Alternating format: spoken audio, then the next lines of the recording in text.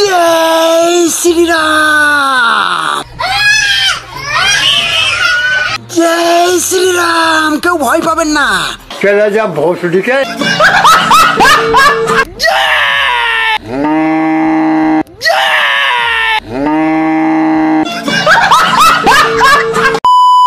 So hey guys, this is welcome back to another video. তো guys আজকের ভিডিওটা হতে চলেছে কিছু আজব আজব কাকু কাকাদের নিয়ে। তো চলো বেশি কথা না বাড়িয়ে আজকের ভিডিওটা শুরু করি। চলো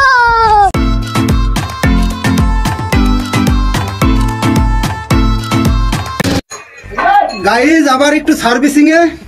কিসের সার্ভিসিং করতে এসো কাকা? নিজের নাকি গাড়ির? জয় শ্রীরাম। আরে কাকা নিজের বুকের মধ্যে ওরকম ভারী বস্তা ফেলে বুকের টেস্ট ড্রাইভ নিও না, নাহলে দেখবে তোমার বুকই এক্সপায়ার করে গেছে। আর তোমার বুক এক্সপায়ার করে গেলে কিন্তু তুমিও এক্সপায়ার হয়ে যাবে।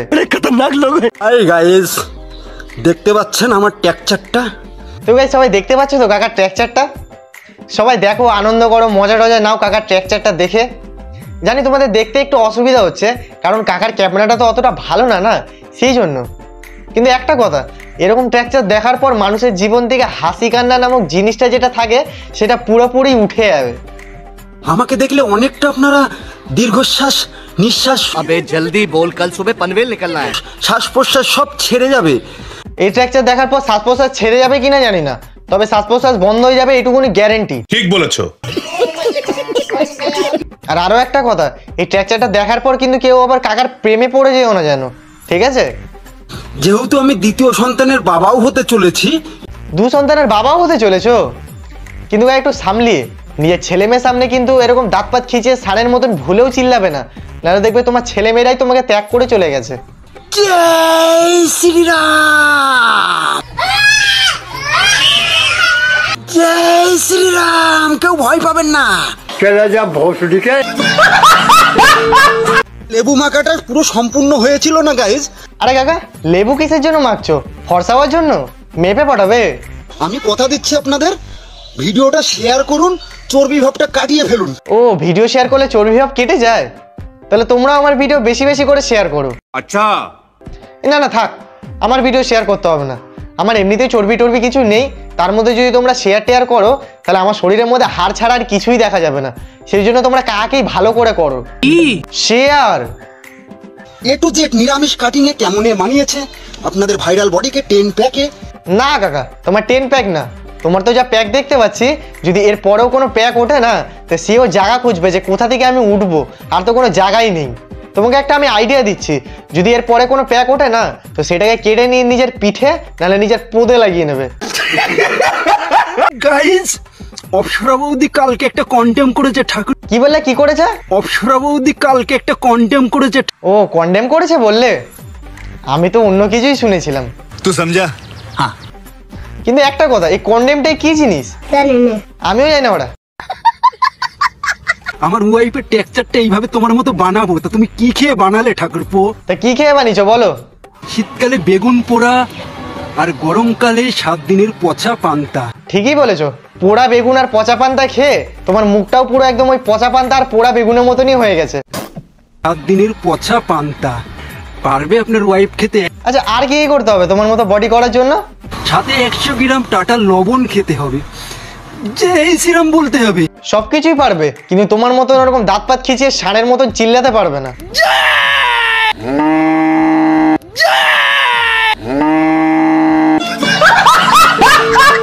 গাইস প্যাক বানাতে চাইলে চলে আস। আরে কাকা ঝাড়ের থেকে বাস নিয়ে কেউ পিছনে ঢুকিয়ে দিয়েছে নাকি? ওরকম করছে যে। জয় শ্রীরাম। আর একটু প্রেশার দিয়ে চিল্লাও, দেখবে প্যান্টেই হেগে দিয়েছো। গুরুদেব নিজের হাতে সিঙ্গারায় আলু ভরেছেন, একটু পুড়িয়ে ফেলেছেন। পুড়িয়ে ফেলেছে তো কি হয়েছে? তুমি তো এমনিতেও সব পোড়া টোড়া জিনিসই খাও, সিঙ্গারাটাও খেয়ে নাও। ওরকম হাবুর হুবুর করে ভরে নিলে কেন? পাশে কোনো বাচ্চা দাঁড়িয়ে ছিল নাকি?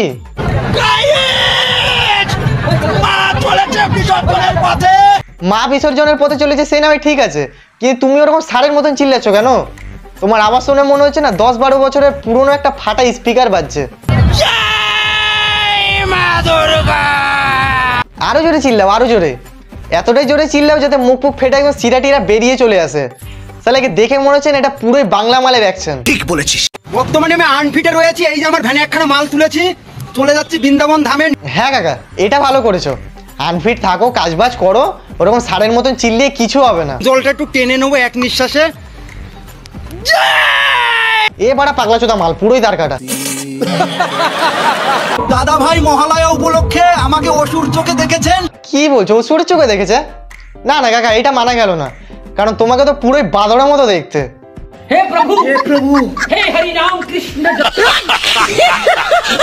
এই যে একটা লোড ভ্যান করেছি আজকে চলেছি আমি সেই আপনার কি বলে গুমা হাবড়ার কাছে প্রায়। বলছি কাকা, তুমি মঙ্গল গ্রহ বা চাঁদে টাদে যাওয়ার ভাড়াটা পাও না নাকি?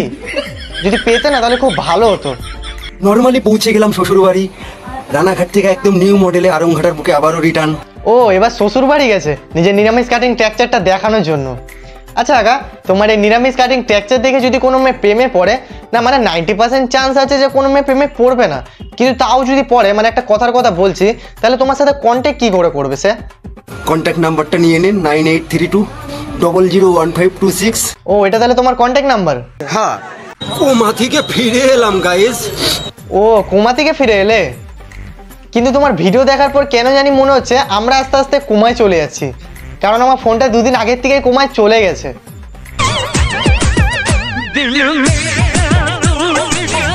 আরে কাকা, তোমার মাইকের তারটা খুলে গেছে তো, তারটা গুঁজে আসো মেশিনে।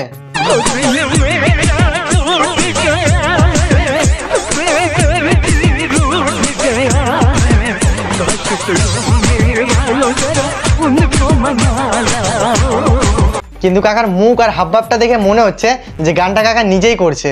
কি স্টেপ বাই স্টেপ নাচ, কি হাবভাব মাইরি, ফাটাফাটি, নাইস नाइस।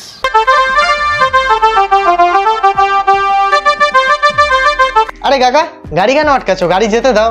গাড়ি আটকানোর কাজ তো তাদের যারা রাস্তার মধ্যে ছাপড়ি মুজরাগিরি করে বেড়ায়, তারা আটকায়, তুমি কেন আটকাচ্ছ?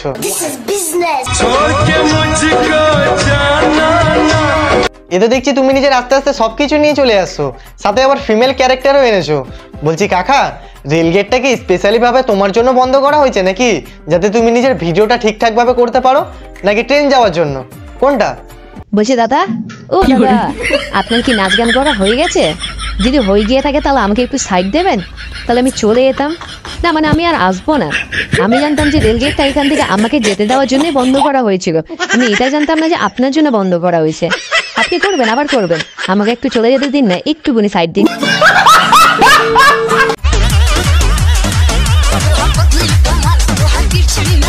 এই তো এরকম ভাবে ঘরে সপরিবার মিলে মুজরাগিরি করলে তাহলেই তো বেশি টাকা আসবে না, বেশি উন্নতি হবে।